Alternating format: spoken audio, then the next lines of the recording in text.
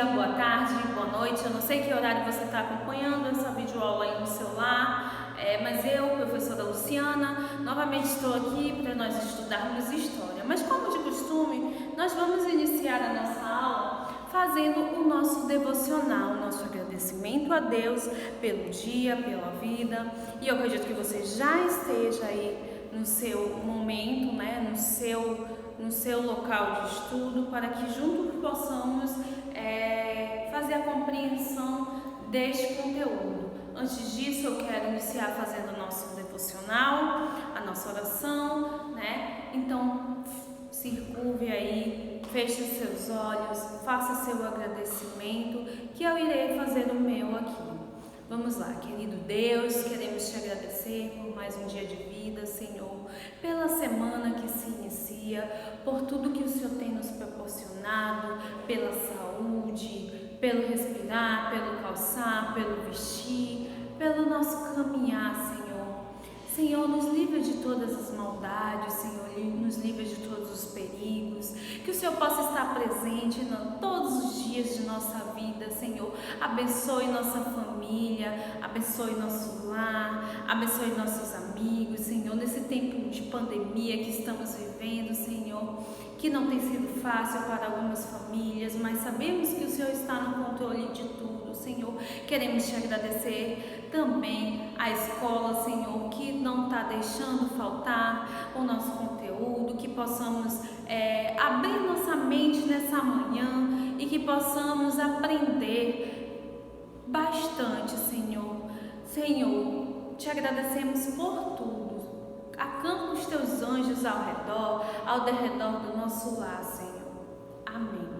Então, aluno, você vai pegar aí o seu livro da bolinha verde, e nós vamos continuar o assunto. A professora leu com vocês, só que hoje eu vou falar um pouquinho mais a fundo na página 190 do seu livro, e aí já abriu? E nós vamos entender um pouquinho daquele assunto que a professora leu com você, sobre a República do Café com Leite. Na aula anterior aprendemos o que? Sobre o voto, sobre a monarquia, sobre a nova república. Só para dar uma pinceladinha, a república antiga, onde eram escolhidos os reis, rainhas, eles que comandavam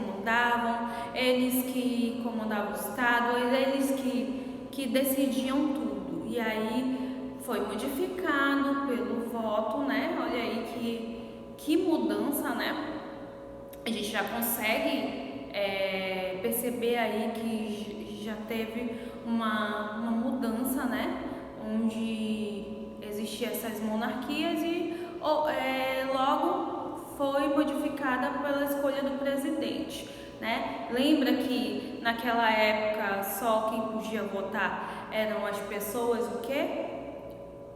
maiores de 21 anos, E pessoas que sabiam ler. Analfabetos não podiam, mulheres não podiam. Olha que diferença, Como conseguimos aí modificar essa história, graças a Deus, E com o tempo foi se modificando.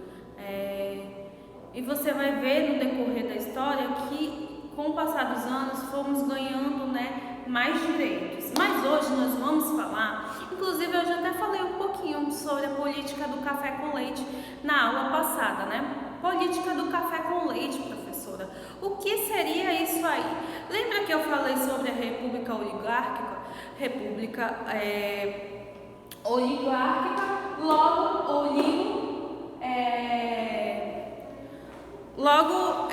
oligo quer dizer o quê? Pouco. E arquia quer dizer poder, certo? Então aqui queria dizer mais ou menos o quê? Queria dizer que teríamos poder na mão de pouco, certo? Teria poder na mão de pouco. Nessa época do café com leite, lembra que a professora falou lá sobre os fazendeiros, os coronéis, quando teve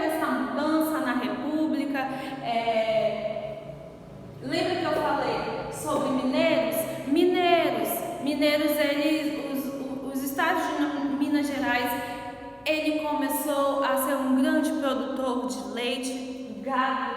O estado paulista começou a ter uma grande produção de café. Lembra que eu falei na aula anterior? Então, quando teve essa mudança de república, o povo começou a escolher seu governante, mas não foi muito bem assim não, gente. O que acontece? Quem indicava esses governantes eram os fazendeiros, eram os coronéis, certo? Só que, interessante, eles indicavam pessoas do seu interesse pessoal, né?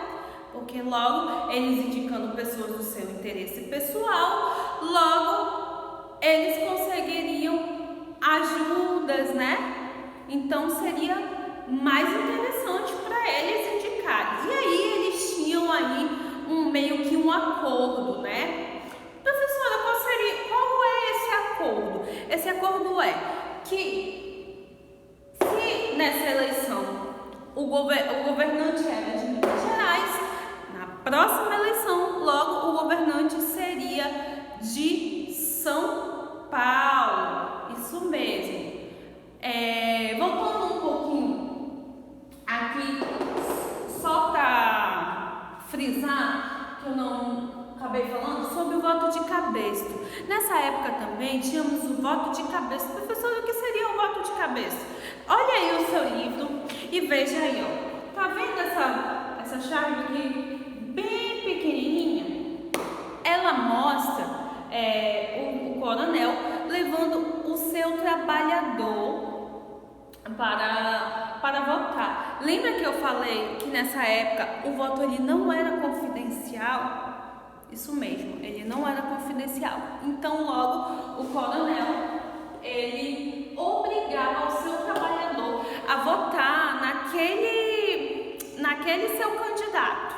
E aí, como não era confidencial, ele ficava sabendo quem não votava, tá? Então,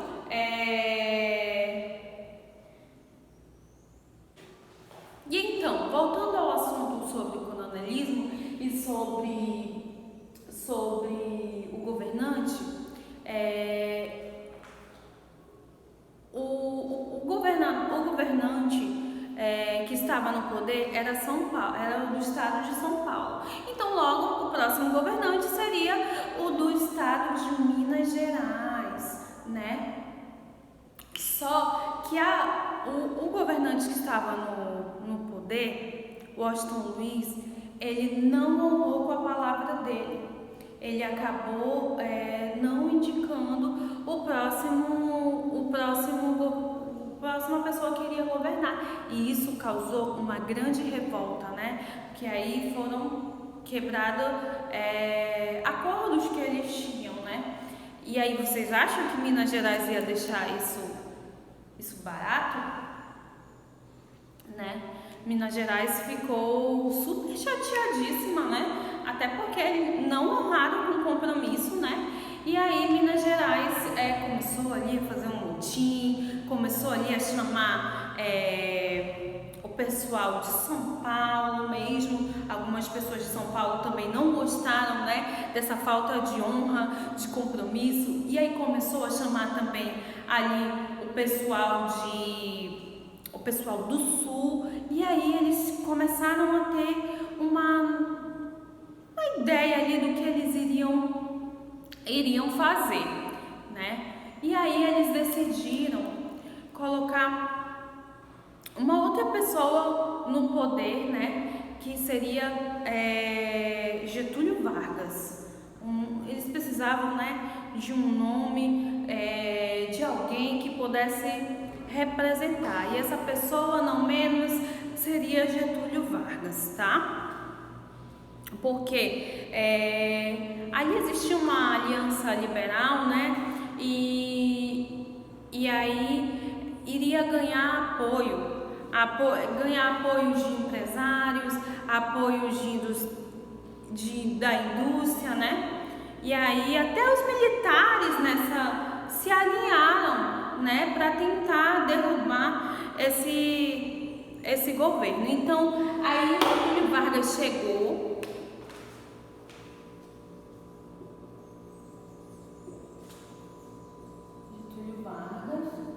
E ele foi concorrer com Júlio Prestes. Isso mesmo, foi concorrer com Júlio Prestes. Só que ele não ganhou. Só que não podiam deixar isso barato, né, gente? O povo, a elite, ela estava bem chateada e ela não ia deixar isso barato. Ela não ia deixar que isso passasse em branco, né? Como Washington Luiz, ele não honrou com aquilo que ele iria fazer, né? O que acontece? Ele sofreu um golpe de Estado, né? Professora, mas o que seria o golpe de Estado? Em 1930 teve esse golpe de Estado que seria quando você derruba alguém de forma ilegal, né?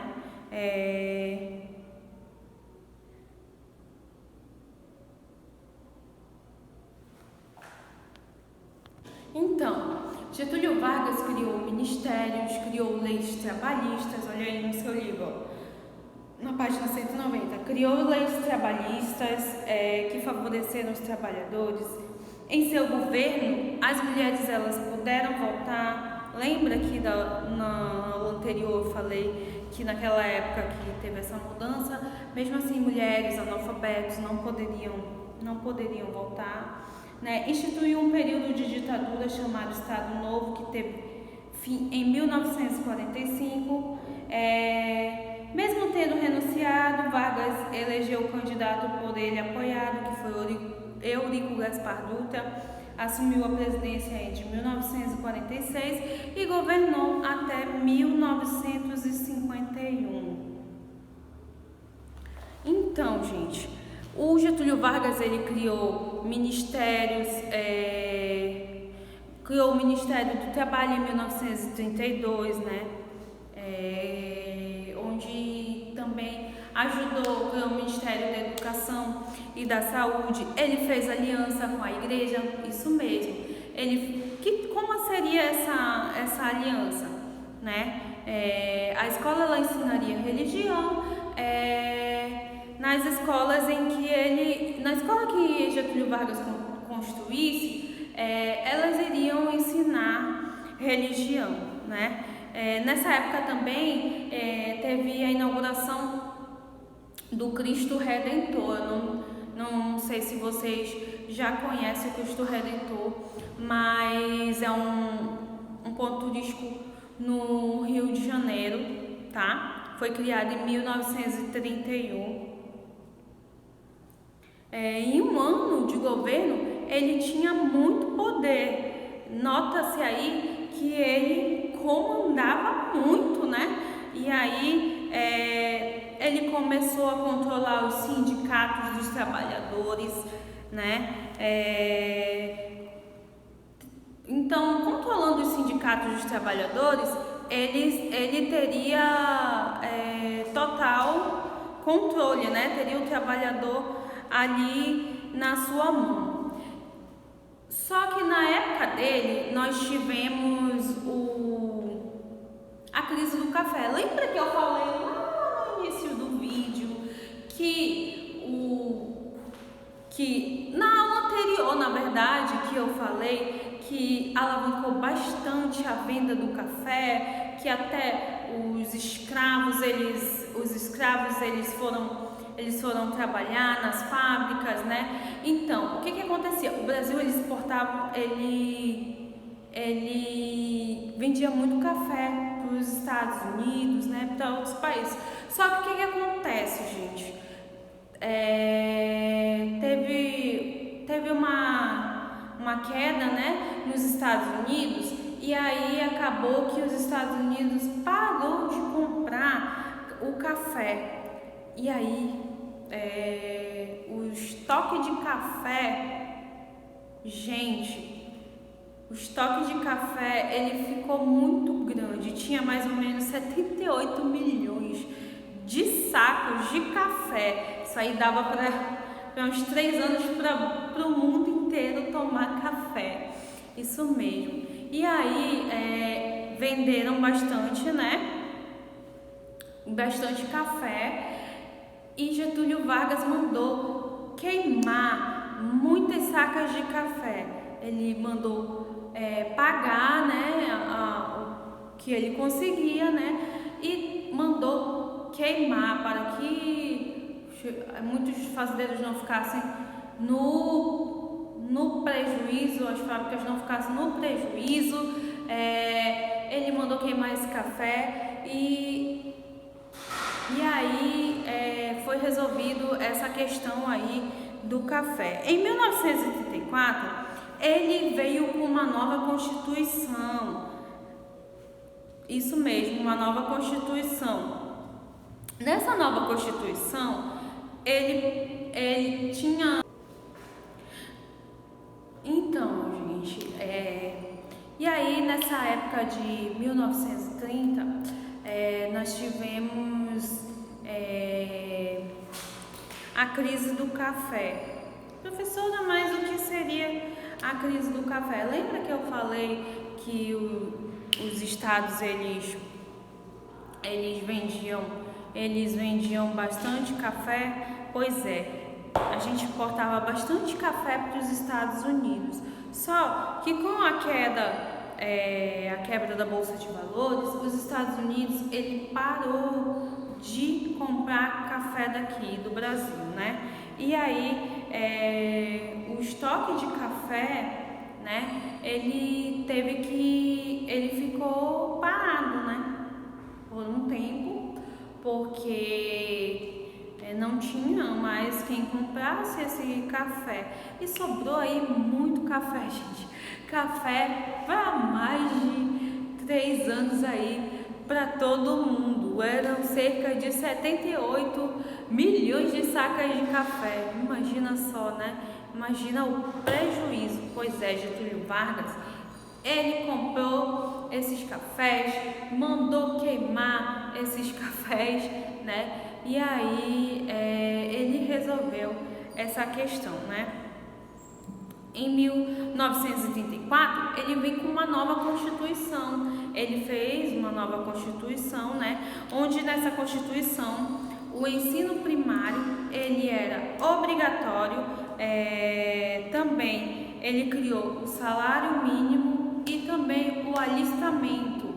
Isso mesmo, alunos, o alistamento militar ele se tornou obrigatório nessa época, tá? Sobre a questão trabalhista, ele veio também com a questão dos descansos semanais, também ele criou os descansos semanais. O trabalhador ele tinha que trabalhar 8 horas diárias, né? Você vai perceber, logo no início não funcionou muito bem, depois que foi funcionando, né? Ele veio também com o Estado Novo. Getúlio Vargas ele era conhecido como o pai dos ricos e pai dos pobres e mãe dos ricos, perdão, né? Ele estava ali meio alinhado entre o povo, e entre os pobres, né? Entre a população. Ele também criou o imposto sindical, tá bom? E aí nessa época de Dutra também, nós entendemos que o país ele estava crescendo muito, né? Tava crescendo, né? Teve rodovia que foi criada, que até a rodovia Dutra, né? Que liga São Paulo para o Rio de Janeiro para São Paulo, né?